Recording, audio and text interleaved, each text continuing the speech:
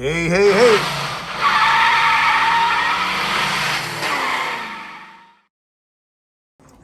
Hey, man, I got a charger here. It's a AccuPower 36 volt charger, club car. Now the problem is when I plug it in, it doesn't go but up to 2 amps right here. Now, the way it works, when you plug your car in to the car, you got your module board here, right here. This is your module board. When you plug it in, it senses voltage. It sends voltage to this relay, all right? When the relay clicks, it closes this leg of the transformer here. If you look at it, right there, see this right here? That right there, that black wire, that's just the other leg of the transformer. And all it's doing, if you look here, one side of the transformer is here, the other side of the AC power is here. Now, if you look at the white wire coming from the AC power, it's already tied into the transformer. So all you need is enough to power this side of the transformer up, and the transformer should put out voltage. So whenever you send voltage from the module board from the core to here, relay clicks. Relay closes, sends voltage here, all right? The DC cord comes in this side here, feeds your diodes, goes out, feeds this side of the transformer, and then the amp gauge goes here, tells you how much amps you're pulling on this side of the DC cord. But the problem is, it's only going up to about 2 amps, all right? Well, there's two things that can, actually, there's only one thing that causes that for low amperage, your capacitor. This is your capacitor here. This is your heat sink diode board here. But I'm gonna show you how to test this, because if one leg of this is bad, your charger will put out low amperage also. So what we're gonna do, we're gonna take your voltmeter and we're gonna put it on diode settings. All right, so what I'm gonna do is turn my light on. My light's on. Then I got my diode, which is this symbol right here. It's got an arrow with a line. That means voltage travels one way only. And then I'm gonna hit my select button until you see the diode symbol, all right? But let me go, all right, let me touch the bolt right here. One side here, one side here. If you look at it, you see my meter, it zeroes out, meaning it's got continuity. So diode only allows continuity to go one way, all right? So you wanna put the red end of your meter on the diode like that.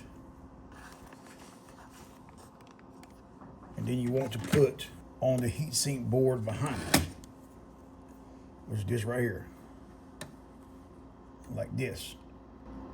And you can see I'm touching the copper plate behind it. I'm gonna put that back there, touch this here. And you can see I get 0.474. So all right, so I'm gonna go to the bottom, same thing, clamp it on the diode, touch this to the luminous heatsink like this. Same thing, 473, tell me they're within specs. And I put one here and one here, black there and here. I get no reading. That means it's good. Go to my bottom one, clamp it there, touch the heat sink. You can see I get nothing. That means my diodes are good. Now we're going to go to the capacitor, which is the #1 culprit for low amperage readings on the charger. If you just plug your charger in and unplug it, and you want to take something and short across, something insulated, and just short across and kill the capacitor. What I'm gonna do is I'm gonna take the small pair of channel locks I got. I know they're small, man. I know they're too small for this, for what I'm using it for. I'm gonna use it anyway. All right, I'm gonna unplug my transformer.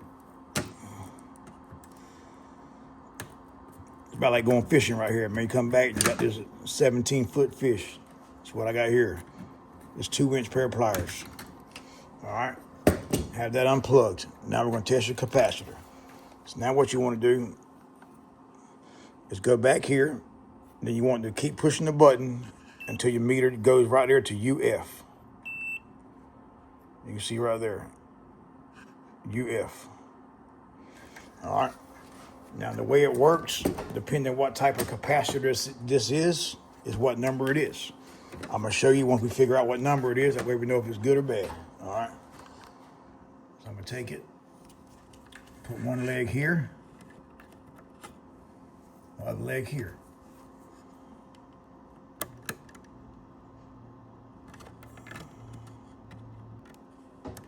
As you can see, man, I'm getting 199. Well, it shouldn't be 199, all right? I'm gonna say this should be a 4 UF or 3 UF. So let's see what it is. I'm gonna unscrew it. I'm not gonna take it all the way out, just loosen that screw up. You know, your capacitor here, you should see a 3 MF, all right? And you can see that right there tell me that this is a bad capacitor.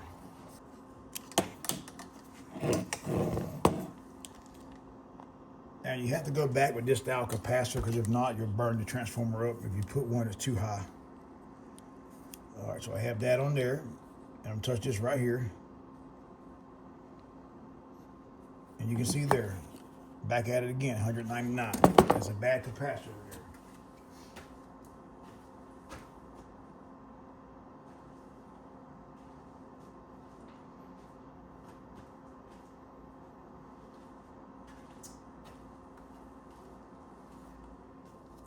Now here I have a 20 MF.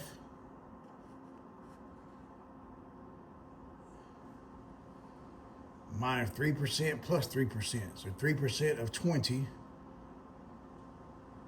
is about 3% into 20 and 100 is 5. Look about 15. So you're looking about, I don't know, too much. All right, so we're gonna see what this is now. This is 20 MF, give or take 3%. All right, we're gonna give or take 3% of that. So what we're gonna do, put this here.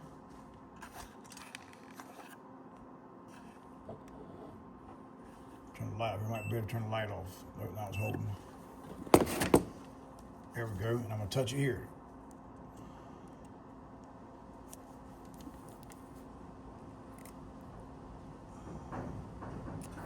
Whatever, couple seconds, we get nothing. So I'm going to take it. Same thing this side here. Put it on this side. I'm going to touch it here. And you can see that transformer, that capacitor there, I get nothing out of that one. So that's bad also. But I just want to show you, man. So the problem with this charger right here, the AccuDrive, AccuPower, 36 volt, is that the capacitor is bad. All right, now I got to get a capacitor. All right, so I have another capacitor here. Even though it's bigger, it's still 3 MF. I'm gonna take it, go back to where I was.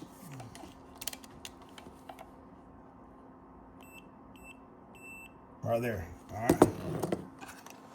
We're going to test it out and see what it does.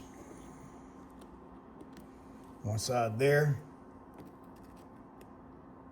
one side here. Get past all this rust here.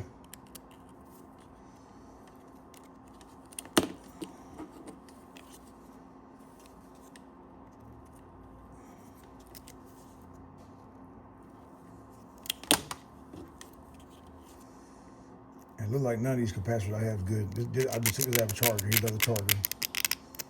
All right, even so that one there's not even reading nothing. All right, man, you're seeing it there. I got a bad capacitor. I'm gonna have to go tomorrow and get one. One thing good about a capacitor, you can get them from any refrigeration place. The main thing is make sure you get the microfarads, the AC voltage, and the hertz. That's the main 3 components you need. All them right there. Hertz a little off, ain't gonna hurt nothing, but the microfarads, AC voltage, and try to get the hertz perfect. When you can go to any refrigeration place that works on ACs, works on refrigerators, works on pretty much any appliance that carries a capacitor, that has a compressor that kicks on, it's going to use the capacitor.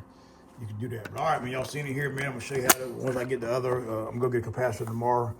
I'll finish the video. Y'all stay tuned, man. Hey, hey, hey.